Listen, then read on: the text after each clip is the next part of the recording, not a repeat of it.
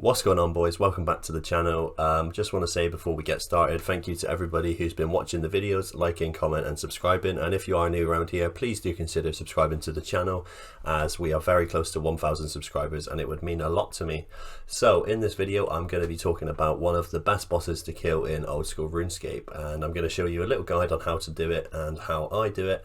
It might not be the most efficient way, but this definitely is a way of doing it. So we're going to be talking about RTO. The loot here from this boss is absolutely crazy. Really handy for Iron Man accounts. It's really handy for normal accounts, and you can make yourself a ton of GP. Basically what you want to start off with is some cheap gear that you don't mind losing. Bear in mind you will be past level 20 wilderness, so you don't want to bring any major untradeable items that you might struggle to get back. Bring some D-hides, bring a bow. Magic short bow eye will work nicely with rune arrows if you're an Iron Man, or just make it as good of a bow as you can. Probably the toughest part about this boss is just finding a free world, really. There's a lot of people here, everyone knows it's good loot. My technique is go to the Ferox Enclave, and this is the tunnel over here, so you just run a little bit north and you will end up in about 20 wilderness. And you'll see this cave entrance over here. This is the entrance to the cave. You will also want to bring some entangles as well, because you have to freeze the boss. Well, it's the best way to do it in my opinion. You don't need to bring any magic armor, so your magic offensive gear doesn't really matter too much. Once you hit 20 kill count, you can peek into the cave and you will be able to see if anybody's inside. If not, just enter the cave and world hop as quick as you can as soon as you find someone. So the first thing we're going to do is go and find a free world, and then we'll be back. So we found ourselves a free world. You'll see it says it's quiet. So before you want to start, you want to pot up and put protect from range on. There is actually someone in here, but we are just going to crash him because why not? So yeah, get your first hit in and then entangle the boss.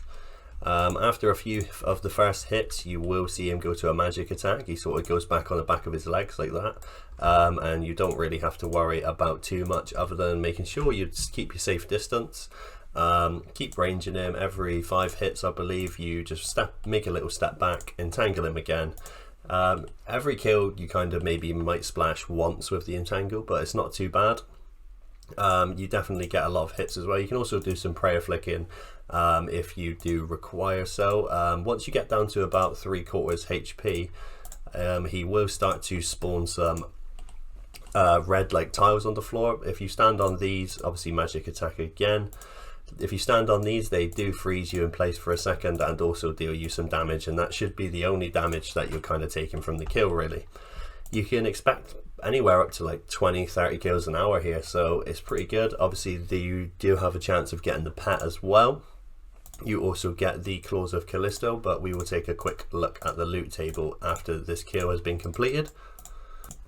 So with those red things, you can actually walk through them. Sometimes it's a bit glitchy, but you can just walk over them like that as long as you're running, and as long as you're not like eating or anything, you should be fine. So if I eat and then walk across, you sometimes find that it glitches out and you do get hit. Also, if he gets a bit close to you, just make sure you turn on protect from melee, because you will take damage just like that, as you've seen there. But overall the kills are pretty easy. Make sure you pray range when he goes on his back legs, and that is literally it. It literally takes 1 minute, 2 minutes to kill one, easy. The good thing about this is it also drops a lot of supplies for you as well, so you can carry on killing the boss. It drops a lot of super restores and it drops a lot of food as well.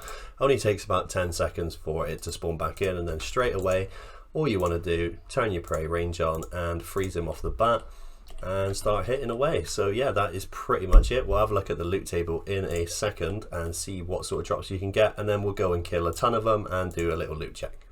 So I finished 104 kills, sorry, and we ended up with over 10 mils worth of loot.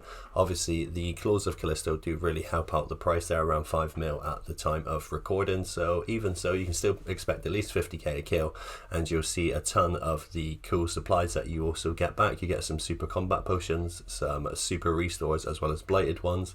Plenty of food drops. I also managed to get the Dragon 2H as well, so all we're missing now is the Void Waker piece and the the pets. So yeah, we will continue to do that. We'll get plenty more wieldy Slayer tasks. It's definitely helpful to do them on a Slayer task so you can use the Slayer helmet. But yeah, I thought I'd just try a little video for you guys. Let me know how I did in the comments. Don't forget to leave a like and subscribe to the channel if you haven't already. Thanks for watching the video, and I'll see you all in the next one.